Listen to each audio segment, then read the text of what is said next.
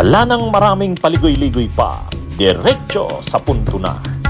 Maiksi lang ang komentaryo, pero diretso sa punto. Maraming kuro-kuro, may tiwali, may totoo. Dito, sa puntong diretso tayo.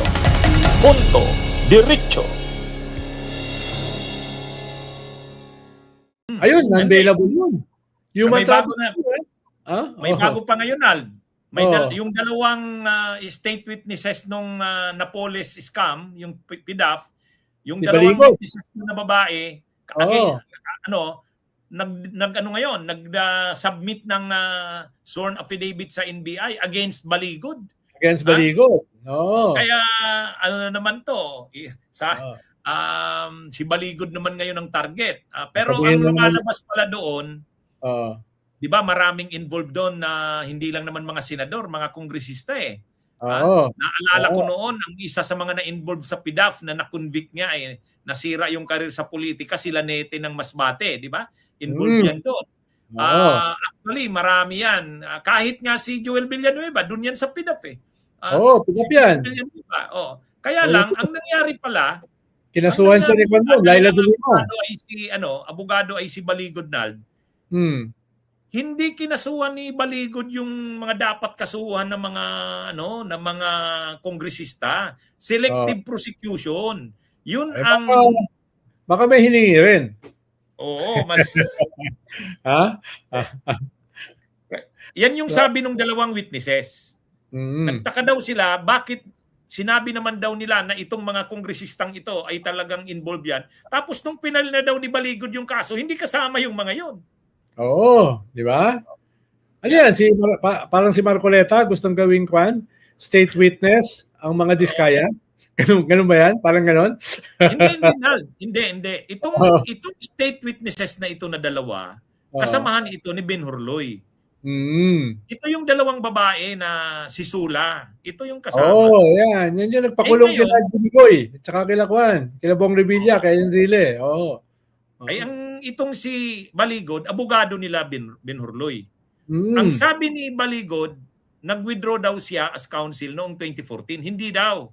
Ang sabi nitong dalawang state witness, sinibak ni Ben Hurloy. Kasi nakikita na nga yung selective prosecution eh.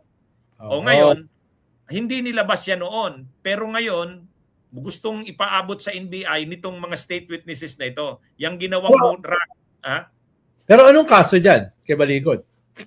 Ay selective prosecution, ibig sabihin, ang niya, pinagtakpan niya yung mga yung mga kongresista na yon.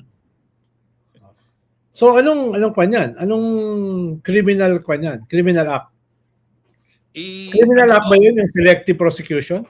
Ano bang kasi ang kailangan muna diyan, ang kailangan muna lumabas na talagang talagang malicious yung ginawa ni Siyempre ang i-defense diyan ni Baligod, sasabihin niya mahina yung kaso. Sabihin niya mahina yung kaso. Ayun nga yung iimbestigahan ng NBI. Mahina ba talaga yung kaso o kaya Anyway, ang importante dito, makita natin na itong si Baligod, para din pala itong para din palang si Mabanta. Di ba? Talagang kaya lang ang sasabihin na naman diyan ng mga DDS, political harassment na naman, pamumulitika.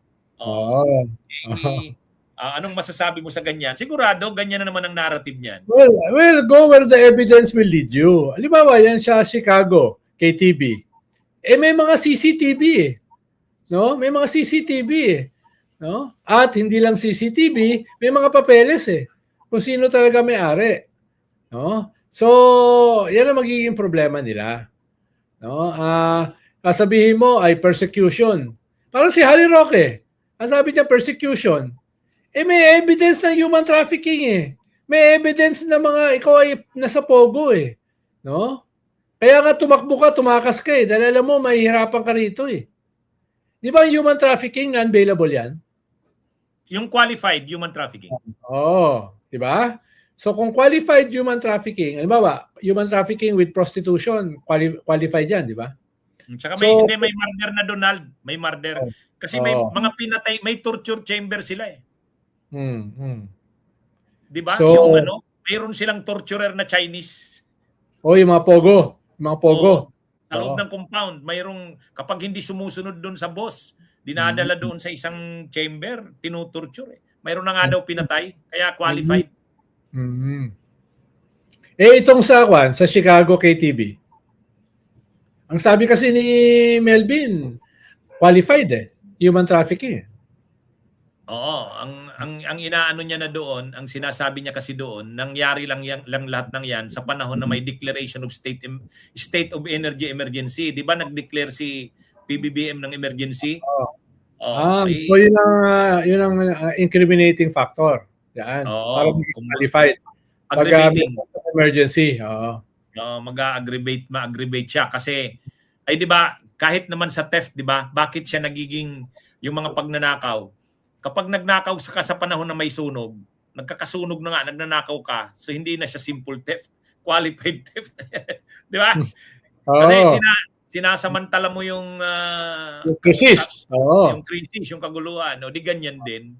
Parang may crisis, may emergency na nga, gumawa ka pa ng human trafficking. Kaya lang, anyway, ano talaga yan, ang malinaw naman dito, mukha na ubos na yata itong mga DDS. Lahat may kaso. Si Chavit Singson may kaso. Pati mga vloggers. Pati nga yung bastos na vlogger na Ilongga doon sa Dubai. Di ba? Sinumpi na ng NBI. Yung nagpe-fake news. Tapos itong si Jason Sa. Di ba?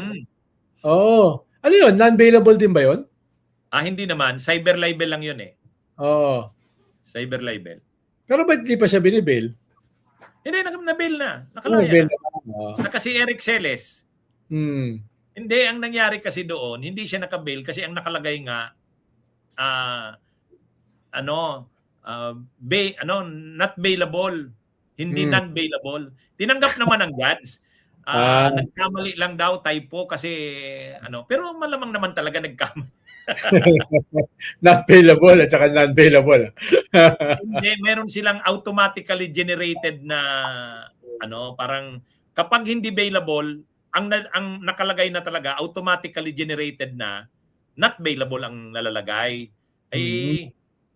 Ang problema nakagulo yung mga not bailable, non-bailable. Anyway, kinorek naman ng dyan. Saka, dito. Kaya ngayon, Nald, sa mga nangyayaring ito, kaliwat kanan, actually, linaline up ko yung mga DDS, lahat sila may si Chavit Singson, may kaso ng plunder nitong nakaraang araw, di ba? Yung sa Virginia Tobacco Farmers Development Act na ginamit niya yung pundo, yung ginamit sa technical malversation at plunder yung kasi ginawang Chavit Singson Coliseum yung pundo para sa mga Virginia Tobacco farmers yan ang problema, attorney. When you throw rocks at other people's houses and you live in a glass house. Diba? Yan yung problema no? Bato ka ng bato, ikaw mismo vulnerable. Di yari ka, diba? Para to si Pike Defensor, ang daming mga sinalihan ng mga kaso, di ba? Ang daming sinalihan na mga mga operasyon. Siya rin pala vulnerable.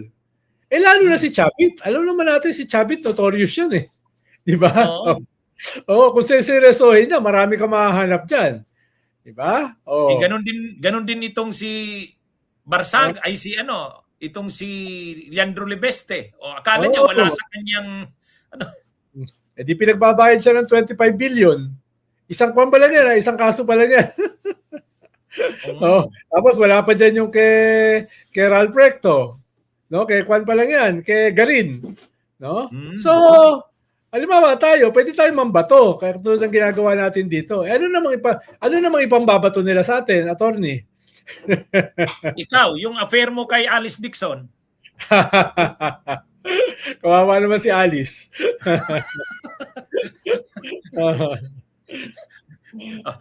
Wala namang maibabato na sa'yo yung ad hominem ni Guanzon yung pangit na hindi papatulan ng bakla. Pero makikita natin ngayon Talagang pahina ang Duterte at problemado talaga kaliwat kanan mula kay Digong doon sa ICC, si Sara, si Bato de la Rosa, pati yung mga leaders nila, Mike Defensor, Chavit Singson, pati yung mga kongresistang kakampi nila, si Barsaga, si Kung Miao, pati yung mga vloggers nila, ubos. So ngayon, paano sila ngayon diyan? Pati yung mga senador na kaalyado nila may nagbabadyang mga kasong kakaharapin. So, kaya lang kahit sa survey nakikita natin pahina talaga si Sara, kahit nga yung mga hindi nagdideklara at reluctant na lumaban, katulad ni Rodrigo, pantay.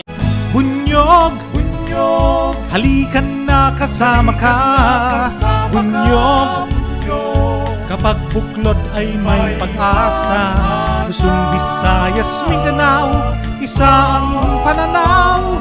Sa bagong Pilipinas ang bunyog isisigaw.